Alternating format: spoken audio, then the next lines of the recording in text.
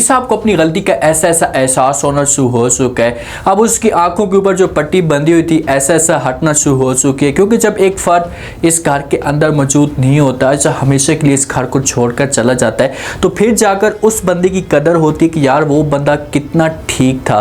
जोया जब से इस घर के अंदर आई है तो जोया अपनी वैल्यू बनाना शुरू हो चुकी है और मीर साहब को ऐसी बातें सुनाती है कि अब उसे इस बात का अंदाजा हो चुका है जहाँ पर बहुत ही जल्दी बेसब्री गोल होने वाला है। मीर साहब क्या कुछ कर सकते हैं? क्या उमैर को ये सारी बातें बता सकते हैं? क्या अपनी गलती तस्लीम कर सकते हैं? अगर उमैर के सामने सारे के सारे राज आते हैं तो क्या उमैर ज़हरा को लेने के लिए चला जाएगा? उससे ज़हरा नरमीन के घर गई है तो उसके बाद नरमीन का जो एक रवैया है वो अंदाज़ा चेंज हो जाता है और वो खुश नहीं होती। वो चाहती है कि जहाँ पर ज़हरा को नहीं आना चाहिए था, क्योंकि ज़हरा इसके क्लोज होती है, हर वक्त इसके साथ रहती, तो नरमीन जो है वो उस लड़की के साथ नहीं मुलाकात कर पाती जिसके साथ इसका राब्ता चल रहा था। ज़हरा को इस बारे पे शक भी हो जाता है और बार बार वो नरमीन को मना करने की कोशिश भी करती है कि ये लड़का ठीक नहीं है, माजिद नाम है इसका, आप इससे दूर हो जाए, आपको बहुत बड़ा नुकसान दे सकते हैं। लेकिन नरमीन साफ अल्फाज में इनकार कर देती है हमारी ज़हरा को, उससे कहती कि भाई आपको बीच में पढ़ने की कोई भी ज़रूरत नहीं है,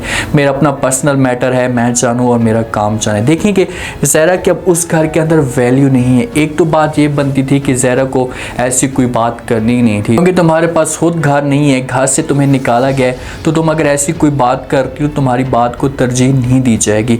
तो ज़हरा खामोश नहीं होती। नरमीन इतनी मजबूर हो जाती है कि रात का वक्त होता है और ये लड़के के साथ निकलती है, कार में बैठती है और घर छोड़कर चली जाती है। आती और आकर ज़हरा बात करती है साथ के साथ, उसे सारी कहानी बता देती है। जो साथ भी आगे से कहता है कि हाँ भाई बाबू उस लड़के के साथ भाग कर चली गई होगी, उसने ऐसा कदम उठाना ही था, उसे क्या पता, बात की क्या परवाह कि भाई ख़ानदान की इज़्ज़त क्या होती है, एक फैमिली में एक मकाम क्या होता है। उसे तो किसी बात की कोई टेंशन नहीं है जिसकी वजह से उसने सगा कदम उठाया। जिस वक्त ज़हरा ये बातें सुनती है तो वो साथ को ठंडा करने की कोशिश करती है और कहती है कि साथ आप थोड़ा सा रिलैक्स हो जाए, कुछ भी नहीं होता, हम जाते हैं उसे ढूंढने के लिए, माजिद के घर जाते हैं। आगे से साथ इनकार कर देते और कहते हैं कि भाई माजिद का मुझे अब क्या पता वो कहाँ पे रहता है, कौन है वो।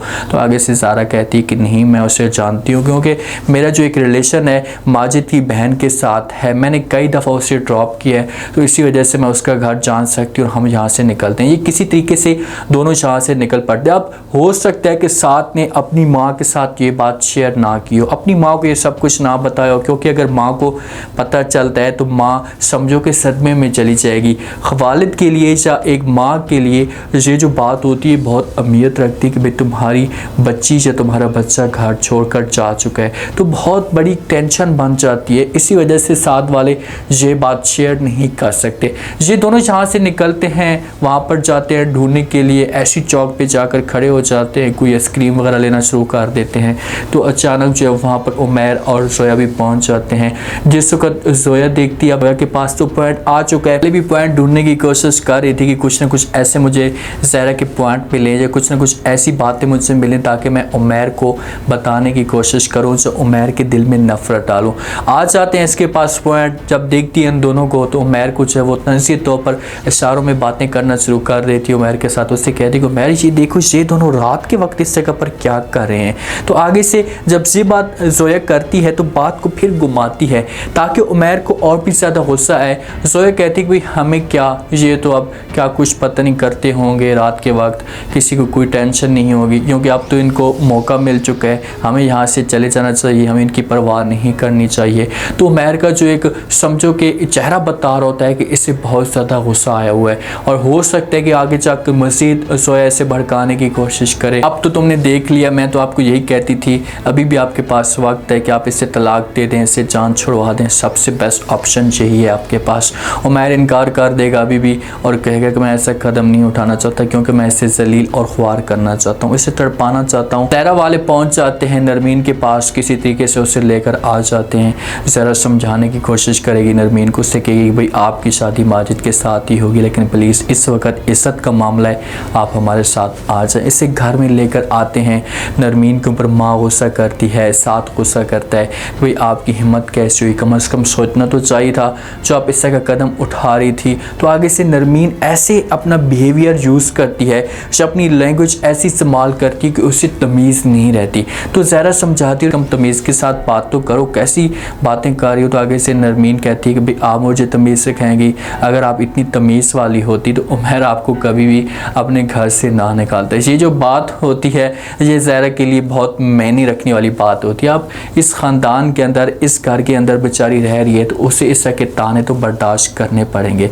ज़हरा को गुस्सा आ जाता है, साथ में नरमीन की माँ भी मजसूत होती है, वो नरमीन के ऊपर भी गुस्सा करती है, उसे चुप करवा देती है और कहती है कि अपनी बकवास बंद करो, दोबारा तुमने अगर ऐसा की बात की तो अच्छा नहीं होगा। एक तुम घर छोड़कर गई और दूसरा हमारे ऊपर चढ़ाई करने की कोशिश कर रही हो। देखेंगे ज़हरा तो बातें ठीक कह रही है नरमीन को कि भाई तुम्हें तमीज़ के साथ बात करनी चाहिए, लेकिन नरमीन अब इतने जज्बात में होती है, वो गुस्से से आग बगौला होती है कि किसी की कोई भी बात नहीं सुनती और इसी वजह से वो बार बार ज़हरा को ये सब कुछ कह रही है। ज़ोया को देखे ना, ज़ोया ने जब से अपने मामू को ये सब कुछ कहा है कि भाई मेरी शादी करवा दे, मैं जल्दी से शादी करना चाहती हूँ, तो आगे से जब मामू का ये रिएक्शन आता है, क्योंकि मामू ज़ोया जान चुकी है कि मेरा मामू उमैर को बातें और कहता है चढ़ा चढ़ा कर, तो इसी वजह से ज़ोया ने भी ये बात ठान ली कि भाई देखो कि अब मैं इसके साथ क्या करती हूँ, जब से हमारी बात नहीं माना तो हम भी इसकी बात नहीं मानेंगे। खैर सोया पड़ा होता है तो आता है इसके पास मामू मीर साहब, आकर ज़ोया को कहता है कि जैसी उमैर उठता है तो आपने इसे कह देना है कि जल्दी से ऑफिस जो है वो इसे कह देंगे पहुँच। तो आगे से ज़ोया जवाब देती है और कहती है वो ऑफिस नहीं आएगा। मीर साहब बड़ा हैरान और परेशान हो जाता है, देखना शुरू कर देता है कि भाई क्यों नहीं आएगा। तो ज़ोया कहती है कि जब तुम और की और बातें उससे जाकर कहते हो तो मैं भी अब और की और बातें कहूँगी, कहीं की कहीं बातें उससे सुनाऊँगी ताकि वो मेरी बातों के ऊपर यकीन कर पाए और ऑफिस के लिए नहीं आए। मीर साहब जब ज़ोया का ये रिएक्शन देखता है तो गुस्से से आग बगौला हो जाता है और इस जगह पर मीर साहब के सामने जो एक पट्टी आंखों के ऊपर बनी हुई है ना, ये उतर जानी चाहिए और उसे इस बात का एहसास हो जाना चाहिए कि यार देखें कि मैं ज़ोया और ज़हरा को समझो कि कितना गलत समझता था ज़हरा को ज़ोया की निस्बत। अब उसकी आंखों के ऊपर जो एक सारा काला धुंध छाया हुआ है तो ये हट जाना चाहिए और देखना कि यही ज़ोया होगी और यही निगत बेगम होगी। जब ये मजबूर हो जाएंगे तो मीर साहब का काम तमाम करने की कोशिश करेंगे कि भाई ये हमारे रास्ते में रुकावट बन रहा है तो इसका कुछ करते हैं ताकि ये हमारे रास्ते से हट जाए। और जिस वक्त मीर साहब के मारने की कोशिश करेंगे तो फिर जाकर जो उमैर तक किसी हद तक कामयाब हो पाएंगे।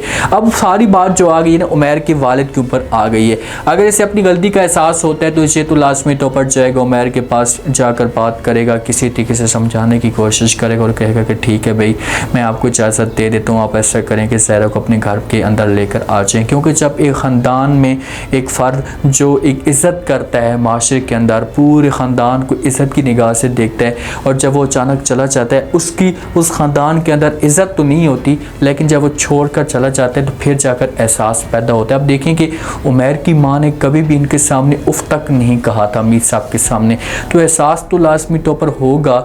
सारी बातें इसकी मानती थी, जो बात कहता था मानने के लिए तैयार हो जाती थी, तो ये चीज़ें तब उसे याद आएंगी और फिर ये मजबूर हो जाएगा और कह देगा उमैर को कि भाई आप उसे लेने के लिए जा सकते हैं, मुझे किसी किस्म का कोई भी एतराज़ नहीं है, लेकिन ले जाने से पहले पहले ज़ोया कोई ना कोई गेम डाल देगी। उम्मीद है आज का रिव्यू, आज के टीज़र आप लोगों को पसंद आया होगा।